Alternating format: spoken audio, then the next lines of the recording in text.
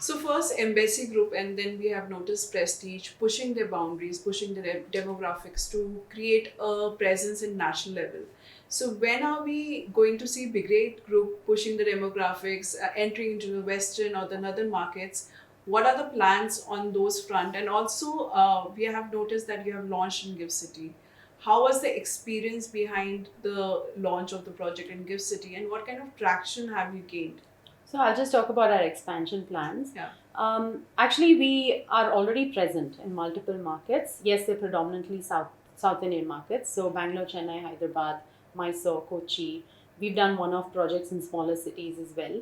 So our strategy is to focus on these markets. Bangalore is of course our mainstay. Chennai is fast becoming our a very large market for us, and Hyderabad we are still expanding. We have a project going on there. It's our second residential project and actively looking for more. And I think we're quite differentiated in our strategy in that sense. We have got this question many times, but we believe very strongly that real estate is a very local game. We're well aware of the kind of bandwidth that it requires to really expand into a market, into a geographical market. And since we are a multi-domain business, we're there in residential, office, retail, hospitality, tech also. So it makes sense for us to sort of look at one market and then go deep into it in all the verticals, as opposed to maybe just taking one aspect and then going across the country. And we've seen that happen well for some, maybe not so great for others. So it really depends on each organization and what they feel is the best fit. The dynamics of the customer in all our markets is also pretty similar, driven by the IT sector. While people do say, okay, that's a lot of concentration of the IT sector, but that goes for an entire economy nationwide. So I think the customer in these three markets is very sophisticated. They're very tech savvy. They're mostly salaried workers. So all of that really helps on many fronts, especially on the residential front. So that's kind of why we like these markets. And there's a lot of room to grow in both those additional cities. If we wanted to get up to, at least maybe 50% of what Bangalore market is for us today, there's still a lot of run rate and there's a lot of room to grow. And I think focusing on that versus spreading into newer markets just now is not something we want to take the call right now. I think eventually, maybe in like 3 to 5 years time frame, we can reevaluate and see does it make sense to add something else. But right now we're quite clear about it, and we're also very particular about the kind of risks that each of these other markets entail. So it's really a question of, for that reward, like how much risk are you going to take, and we're okay with that kind of risk reward equation in, say, Chennai and Hyderabad. And we also have a really great brand, being a South Indian player in those two markets. We get the question all the time of people saying, come to Mumbai, we have lands, we'd love to work with you. And so we know we would have a great brand there as well. But right now we feel this is where we need to focus, and eventually maybe in the medium term we'll relook. So what kind of traction are you getting in the Gift City project? Like, how is the experience behind that? Yeah, so I think the decision to go into Gift City was kind of like a little impulsive also, because all of us, the senior leadership, walked into Gift City, we were shown the infrastructure, and honestly it was very futuristic, it was very impressive. And I think at that point in time, the central government and our Prime Minister were promoting Gift City quite a bit, and I think we believed in the promise, and we wanted to kind of support that first large smart city. So I think we were one of the first builders, especially in the south, to enter, and then I think quite a few others followed. We have a hotel and office building there. It did start off slow, because I think anytime you're trying to do something new for the first time, create a new market, it is going to be a slow process. It didn't take off as fast as we would have liked, and as maybe even the Gift City authorities would have liked. But now I think, again, the government has been consistent in creating a lot of incentives for people operating out of Gift City. So there's a lot of traction. Our office space is almost completely leased out there. Our hotel has been seeing better traction. It was again slow initially, but there is a lot more activity in GIFT now. So I would say that there is support for that project. They're very cooperative, and they're very supportive anytime you have any issues. But I would say the USP of that space and why we entered was the kind of infrastructure that they were building around GIFT City, which is very impressive. And most of our cities and metro cities, all of us like to complain about the lack of infrastructure. Whereas I think in GIFT City, they created the infrastructure first, then saying, okay, let's do that, and then people will come. So I think it's a evolving process, and hopefully it will be a huge success story in the years to come.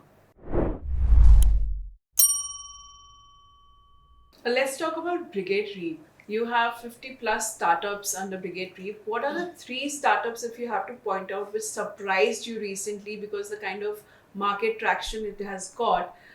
And it was completely, you were unaware about these startups booming into such manner. What would be those 3 startups if you had to name? Yeah, so it's a little tough one because it's like asking who are your 3 favorite children out of 50 or 60 of them. You have 60 children. If you have 60 kids. But I would say in general, the general trend that surprised me was when we started Brigade Reap.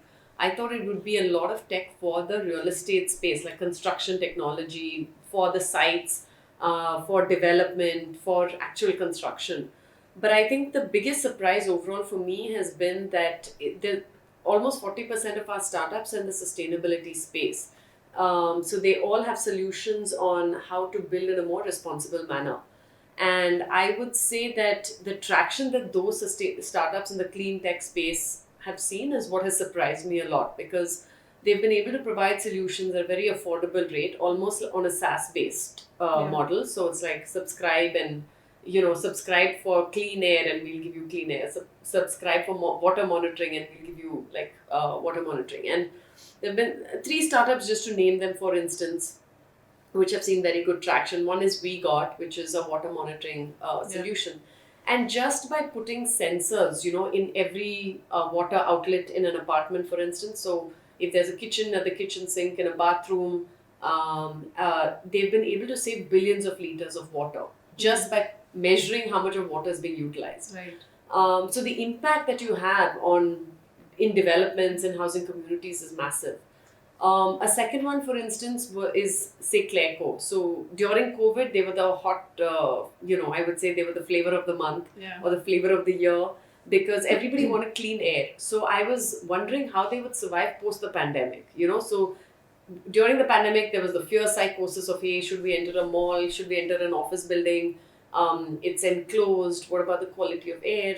So the kind of investment that went into air filtration was huge, and I didn't know if it was a trend that would last. But what they have, I would say, metamorphosized into is they are now looking at not just providing clean air as a service, but also reducing your HVAC costs to pay for the subscription of their clean air. Yeah. So that's a very interesting model to see how these startups that did well during COVID actually continue to do well, or how they have to pivot in order to continue to do well in a non-COVID time. Another interesting one is actually in the retail space, because you don't see too much of tech or new business models in the retail or in the mall space. So there's a company called Light Store, and what they do is that they take up space from mall developers like us, and then they in turn give it on short leases to online brands. So for instance, there's a lot of, they call it, I guess it's a lot of hybrid selling now. So offline guys want to go online guys want to go offline.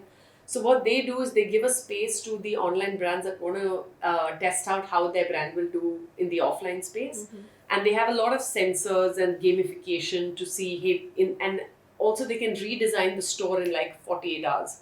So, overnight they can give the store to another online player to see. And basically the change is very quick. Otherwise in retail you will see 6-year leases, 9-year leases, 12-year leases, 18-year leases. So to do 3-month leases and to turn around the store quickly is a big innovation. So Light Store is one that has done well.